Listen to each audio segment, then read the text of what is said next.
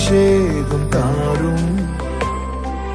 அளவில்லா கிருபைகள் ஊற்றும். ஆனந்த மழை பெய்ய செய்யும். அபிஷேக ஆழத்தை காட்டும்.